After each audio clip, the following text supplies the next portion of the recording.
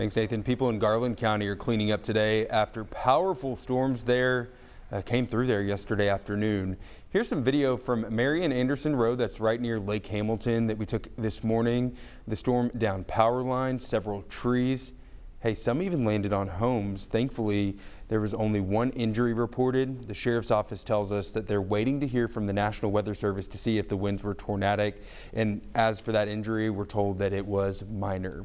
Right now, there are still about 3,000 people without power following last night's storms.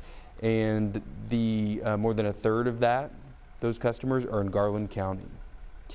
It was a night of torrential rain, devastating floods and tornadoes for people in the Northeast. The extreme weather came from what's left of Ida. This afternoon, residents are assessing the damage and waiting for floodwaters to recede. Wendy Gillette has the very latest from New York. Rescue teams used boats on the flooded streets of Bridgeport, Pennsylvania this morning to check on stranded residents. Water still covers major roads in the Philadelphia area, following a night of some of the heaviest rain in decades. It all came from the remnants of Hurricane Ida.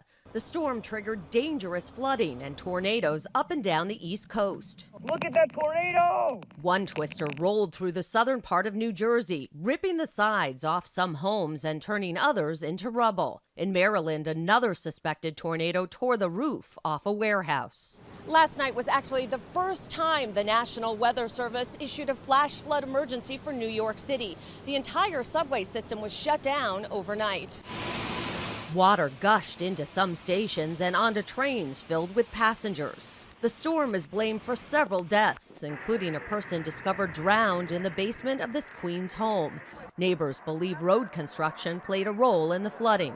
At airports across the Northeast, hundreds of flights were canceled, forcing thousands of passengers to spend the night in terminals. In Louisiana, hundreds of thousands of people are still without power, and many are waiting on long lines to get food, water, or fuel. I woke up this morning, I got me a pillow and a blanket, and I said I'm going to go down there and sleep if I have to. Ida made landfall as a Category 4 hurricane on Sunday, one of the strongest storms to ever hit the Gulf Coast. President Biden plans to visit on Friday. Wendy Gillette, CBS News, New York. And get this, Ida could be to blame for as much as $40 billion in damages, and that's just along the Gulf Coast, according to analytics company CoreLogic. Almost half of the losses are estimated to impact uninsured homes and commercial buildings, and analysts say that climate change will continue to bring more storms and more resilient infrastructure needs. One local business is helping with recovery efforts in Louisiana. Heather Baber-Rowe and her husband Craig own Baja Grill. After seeing pictures of the devastation, Craig headed south at midnight Monday to help out. He's been giving out generators, gas, and other supplies, but also checking on anybody who needs the help. People message the restaurant on Facebook, and Heather passes the address along to Craig.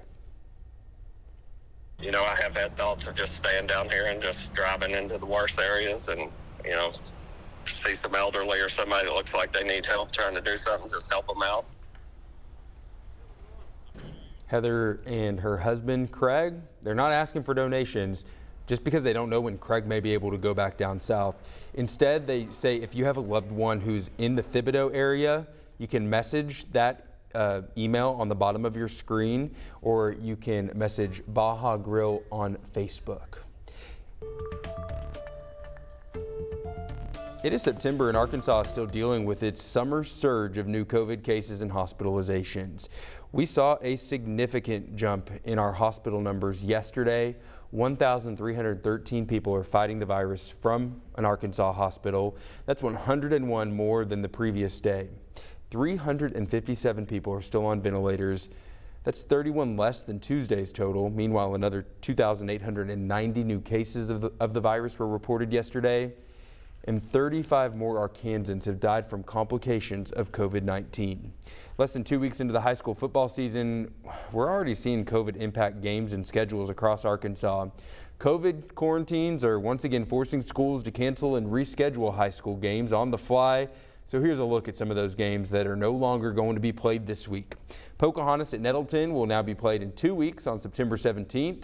After Gosnell had to cancel, Valley View found a replacement game against Harding Academy for tomorrow night. Then after both Bearden and Pottsville saw opponents canceled, the two schools, hey, they made the best of a tough situation.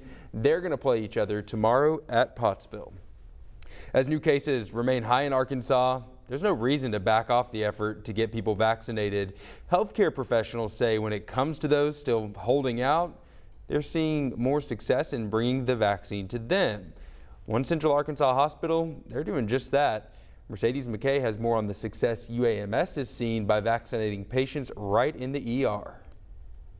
A lot of times in the ER, we feel like we may not be making a difference for each patient, but if we're giving a shot, we really feel like we're making a difference for that patient. It's a place known for its high-paced atmosphere and a spot people turn to in times of crisis. But behind these doors, UAMS doctors are not only helping patients with their immediate health problems, but also protecting them from possible risks when it comes to COVID-19. In early June, when we saw that Arkansas vaccination rates were pretty low, we thought maybe that we could utilize the ED as a way to get people who otherwise don't have access to health care the vaccination. Since then, Dr. Carly Easton says they've given 137 vaccines to patients who came through their ER doors. But she says it's not about the numbers, it's about the impact. At least by the end of May, the people that really wanted the vaccine had already had it, and so we had to go to patients rather than waiting for them to come to us. It wasn't always physicians like Dr. Easton questioning patients about their vaccination status. First-year medical students like Luke Leffler and Kiko Hadar also helped in this effort. Being able to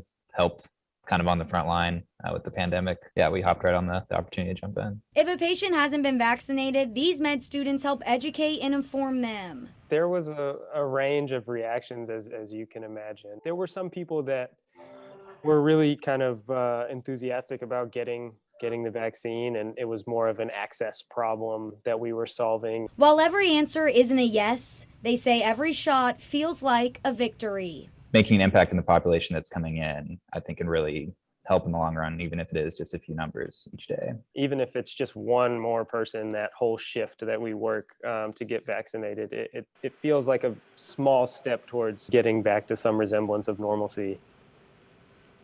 One step at a time. Mercedes McKay reporting for us. If you still need to get the vaccine, UAMS offers it around the clock right inside the emergency department. You can also make an appointment at the UAMS vaccine clinic. We've got a link to that on our website, thv-at-noon.com.